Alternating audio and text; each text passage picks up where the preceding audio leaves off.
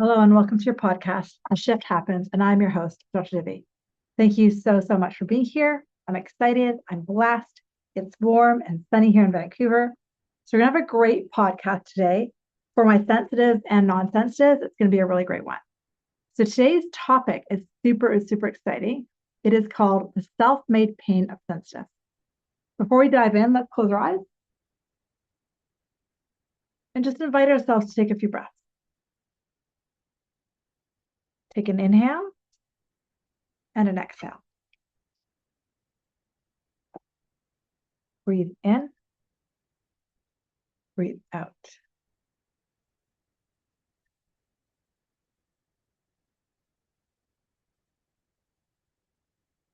Allow your body to get perfectly still. Allow your mind to quiet.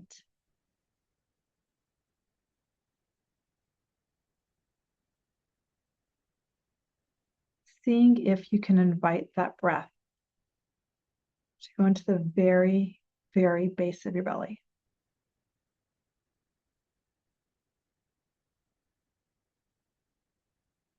Feeling or seeing your whole belly rise and fall. Beautiful. When you're ready, go and open your eyes. As I do every week, I always ask you to do me a few favors. One, just share your thoughts on the podcast below in the comment section. Two, share it with a friend. And three, give me a good rating. That would all be super helpful. All right, so because we're trying to grow the podcast, me and my team. So today we're going to be talking about the self-made pain of a sensitive. So pretty much not everybody, but a lot of people who do the work with me are sensitives themselves. They're married to a sensitive. They've got a kid who's a sensitive. They know somebody who's a sensitive. And a lot of us who are sensitive, some of us are highly intuitive too, but we wear it like a badge of honor, but also a badge of pain. And we're going to talk about that. So a lot of people who are sensitives, they might have a story like I did. I don't know if you can relate to this, but I cried myself to school some days. When I would get teased in the schoolyard, I would literally go in the corner and cry. Tell me if you can relate to that one. Another thing sensitives did as children is we'd often feel left out of our family of origin or like we didn't belong, right? Because like I'm the black sheep. As adults as sensitives, we often find ourselves sometimes in health issues, sometimes in marriage issues, where we're always, picking up other people's energies. We walk into a party, we know where to go and not to go. We know the feel in a party. When I'm hanging out with my friends, I'll sometimes know what they're feeling. Not fun. I almost always know what to say if my partner or kid are in a bad mood. The gift of a sensitive is huge. Know what to say, how to say it, know who in the room to help, know what feels good and doesn't feel good instantly. Now, all of these amazing traits of sensitives, amazing, actually can get us tired after a while. They make us exhausted, fatigued. We overgive and all those. And as sensitives, we have to figure out how to do that. It's something I teach people. But, but once we learn that, we want to look at what we think about being sensitive. My own coach asked me the other day about this, and I just blurted out of my mouth. I said, yeah, I've got a very loyal following in the work I do. Thank you. People who love the work I teach. I love the work I teach. And I've helped thousands and thousands of people. I know all of this. But somewhere kind of back here in the back of my mind, in the subconscious thought, very subtle, is that the work I do is weird. And it came out of my mouth. I was like, that's an interesting thought. So if you think we know thoughts create my reality. So if I think what I do for work is weird, guess what I'm going to create, right? Kind of crazy. So we want to clean that out like you're going to floss the teeth. We're going to floss that out of there. Some of you know my story. I used to be a family doctor. I got super sick, partly because of my sensitivity, not the only reason. I'd put my hand on a patient and I almost always could feel something in my body. I didn't know what was happening. I didn't know that I was actually picking up their sadness, their anger, their fear until a lot later. It was one of the reasons I got super sick, not the only one. And then I figured out how to use my sensitive to be of service to people who are in pain, like help them work through their thoughts and shift it, but that's neither here nor there. But as sensitives, we sometimes think that what we do is weird. So I started as a doctor. Then I moved into yoga because it helped my pain and it also helped me feel better. So what the heck? Midlife crisis in my early 30s. And when I opened some yoga studios, learned how to teach yoga, did that for close to a decade of my life. And then I always jokingly say by accident, so there are no accidents. My intuition woke up about 20 something years ago when I was pregnant. And then shortly after that, I started this career as an intuitive spiritual teacher, helped thousands and thousands and thousands of people heal their bodies, heal their lives. There's testimonials up the yin yang on my website.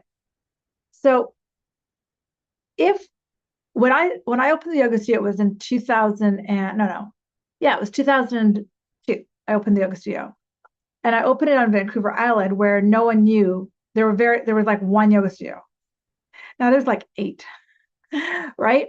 So, and it was the first hot yoga studio on top of that. So, and it was right when Lululemon was starting, right? We're going way back in time. So when you think about it, that's super normal now. No one thinks it's weird to go to yoga. Well, most people don't think it's weird. So what if us as sensitives, intuitives, healers, creatives, what if we're not weird? Now, once we start to realize we have that thought, then we have to shift it. How do we shift it? Number 1, realize where it shows up. Realize your comparison game of, oh, they're normal. They can go to the concert. I can't. You won't. There's a difference. Got it?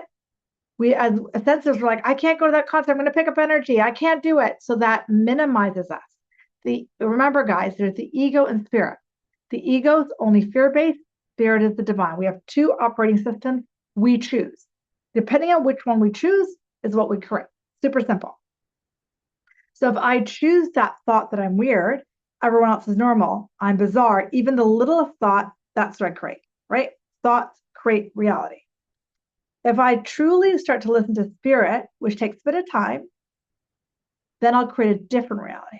So let's try to hear what spirit has to say about us sensitives. If you want some help, put your right hand on your right head. Close your head.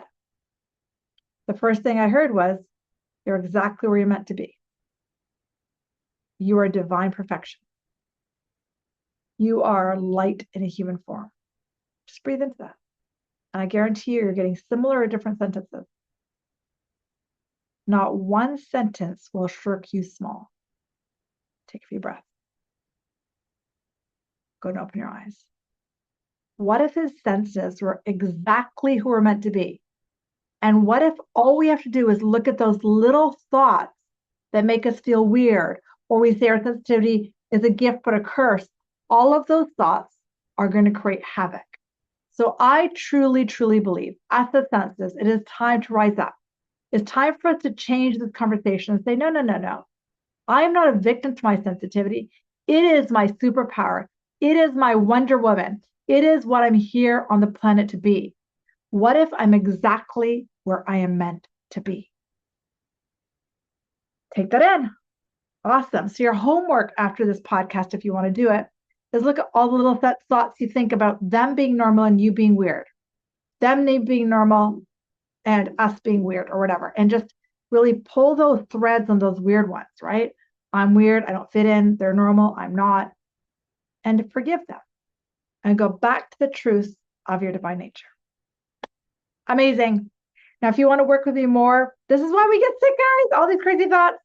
I always try to tell people what I've got going on in my business.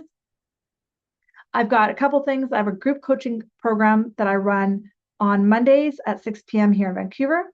Then I have 2 on Tuesdays, one at 12 and one at 5 Pacific time. Lastly, if you're watching this before July 18th and 18th of, or 19th, of 2026, I've got a workshop, one in person, one on Zoom. All right, lots of love. I will see you next week.